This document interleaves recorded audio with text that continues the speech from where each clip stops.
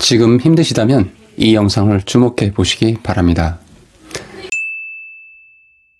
여러분, 우리가 인생을 살다 보면 모든 과정의 결말이 무엇일까? 내가 결말만 안다면 이 모든 과정을 잘 견딜 수 있을 텐데, 그런 마음을 가져보신 적이 있을 겁니다. 예를 들어서 공무원 시험을 준비하는 분들이 있다고 해봅시다. 내가 이 고생하는 거 반드시 합격한다. 내 그 결론만 알면 달려갈 수 있겠다. 근데 어때요? 인생은 그렇지 않죠. 결말이 어떻게 될지 모르니까 늘 불안하고 염려 가운데 사는 게 우리의 인생인 것 같습니다. 그러한 우리 크리스찬들에게 야고보서는 완전히 다른 패러다임의 변화된 모습을 제시해주고 있습니다. 그 내용을 함께 살펴보고자 하는데요. 여러분, 야고보서 5장 11절에 이런 말씀이 있습니다. 참는 자들을 우리가 행복한 자로 여기나니. 말씀 시작이 좀 의미심장하죠. 야고보는 지금 인내하는 자, 참는 자를 복되다, 행복한 자다라고 이야기를 하고 있습니다. 자, 이 말의 의미는 무엇이냐면 단순히 고난을 견디는 인간이 자, 이 사람 참 멋진 사람이다, 인내심이 많은 사람이네, 사람 됨됨이가 좋네, 어떤 이런 인간적인 칭찬을 지금 말하는 것이 아니에요. 이것은 하나님의 관점에서 성도들이, 크리스찬들이 겪고 있는 그 고난의 인내의 가치가 어떤 것인지를 지금 선언하고 있는 말씀이라고 이해하셔야 합니다. 이 구절에서 인내는 단순히 수동적으로 고난을 견디는 것이 아니에요. 이것은 하나님께 대한 신뢰 속에서, 근데 구체적으로 무슨 신뢰냐? 하나님의 시간표에 대한 신뢰. 우리의 시간표가 있어요. 우리의 계획이 있어요. 그런데 우리의 계획 말고 하나님의 시간표에 대한 그 신뢰, 그것을 바탕으로 우리가 적극적으로 순복하는 자세를 지금 강조하고 있는 말씀입니다. 성도는 고난 속에서도 복된 자, 행복한 자입니다. 왜냐고요? 그 고난의 끝은 누가 쥐고 계세요? 하나님께서 쥐고 계시기 때문이에요.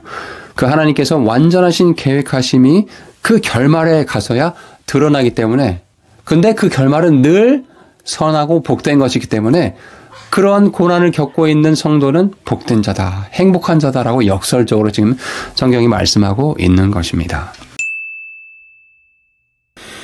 야고보서 5장 11절에 보라, 참는 자들을 우리가 행복한 자로 여기나니 너희가 욥의 인내를 들었고 주께서 주신 결말을 보았거니와. 주님께서 주신 결말을 본 인생, 바로 그 인생은 참 복된 자고 행복한 자라고 성경이 말씀하고 있는데, 그러한 대표적인 인물로 지금 야고보는 인내의 모범으로 욥을 지금 언급하고 있습니다. 여러분, 욥의 인생에서 이런 질문을 던져볼게요.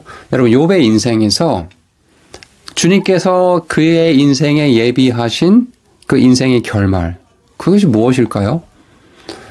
우리가 단순하게 생각하면 욥이 재산도 많이 있었고 자녀도 10명이나 있었는데 고난으로 인해서 자녀도 다 죽고 또 재물도 많이 사라지고 자기 몸의 건강까지 없어졌는데, 좋지 않게 됐었는데, 그 친구들도 다 떠나고 이렇게 했는데 하나님께서 나중에 그의 건강도 회복시켜 주시고 재산도 2배 더 많이 늘려주셨고 자녀들도 더 많이 축복해 주셨다, 많이 회복해 주셨다, 눈에 보이는 회복을 시켜주신 게 그의 결말이다.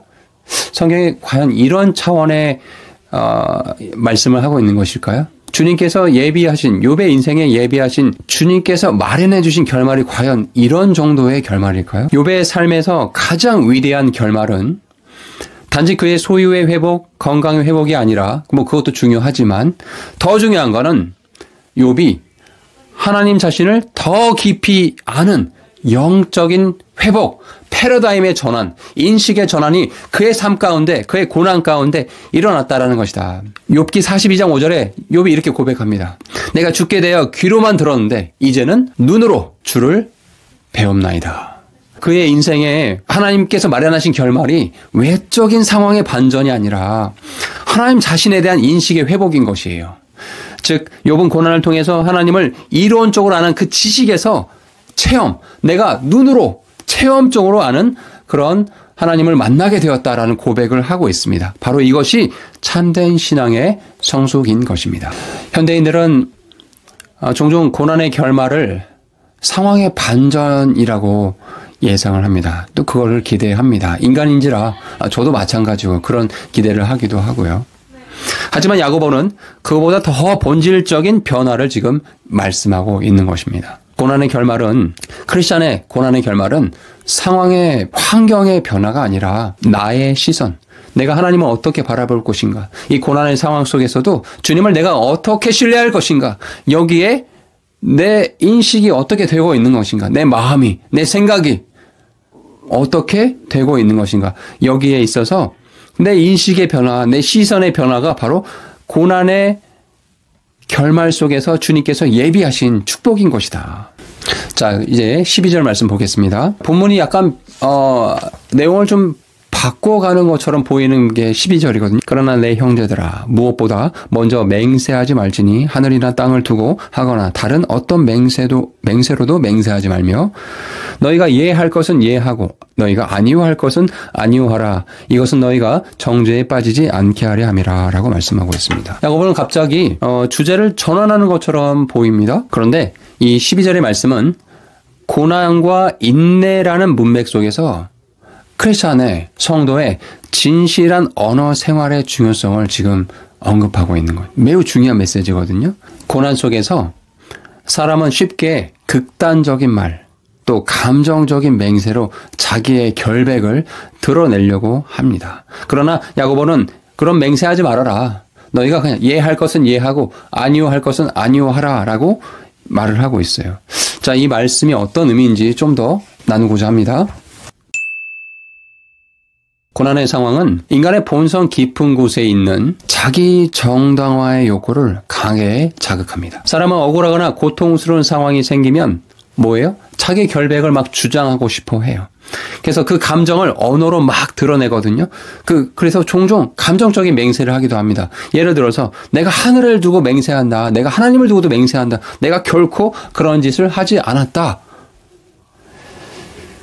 자신의 진실성을 보장하기 위해서 이것은 하나님을 그냥 도구로 쓰는 것에 지나지 않습니다. 이는 본질적으로 하나님을 의지하는 것이 아니라 자신의 말에 신뢰를 부여하려는 지극히 그저 인간적인 행위에 불과한 것이며 결국 신앙의 언어가 자기 중심의 언어로 타락하는 것을 지금 보여주고 있는 것이거든요.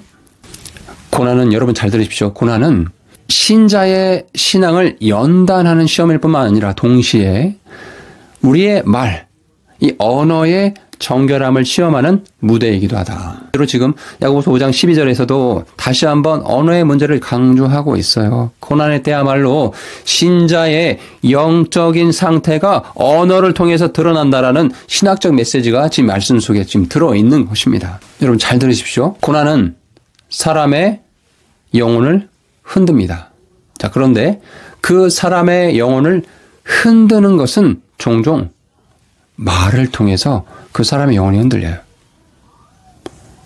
그러니 야고보가 권면하는 거예요. 너희가 예할 것은 예하고 아니오할 것은 아니오하라라고 권면하고 있습니다.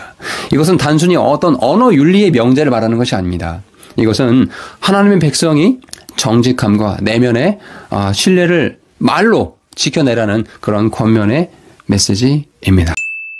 결론의 말씀을 드리도록 하겠습니다. 성도는 고난 속에서 자신의 결백을 증명하려고 감정적으로 말을 하고 하나님을 함부로 호출하는 그런 존재가 아닙니다. 오히려 하나님 앞에서 잠잠히 그분의 시간표를 신뢰하는 그런 마음으로 내 말도 내 언어도 인내함으로 침묵을 지키는 것, 이것이 신자의 태도이다. 사랑하는 여러분, 우리는 모두 고난을 피하고 싶어 합니다. 저도 고난이 없으면 좋겠어요. 근데 이건 불가능하죠. 하지만 하나님은 고난 속에서도 어떻다? 일하시고 계신다. 그리고 그분은 그 고난의 끝에 반드시 주님께서 예비하신 결말을 성도들에게 선물로 주시는 분이시다. 야고보가 이야기하듯이 욥의 인생을 두고 이야기를 했죠. 욥은 모든 것을 잃었지만 그는 하나님을 더 깊이 그의 고난을 삶에 통해서 만나게 되었죠. 귀로만 듣던 하나님, 내가 이제 내 두 눈으로 하나님을 보게 되었노라라고 고백을 했습니다. 바로 이것이 하나님께서 고난을 통해서 성도들에게 예비하신 위대한 인생의 결말이다. 회복보다 더 위대한 것은 바로 하나님을 직접 우리가 체험하고 만나는 그 일이다. 무엇을 통해서요? 고난을 통해서요.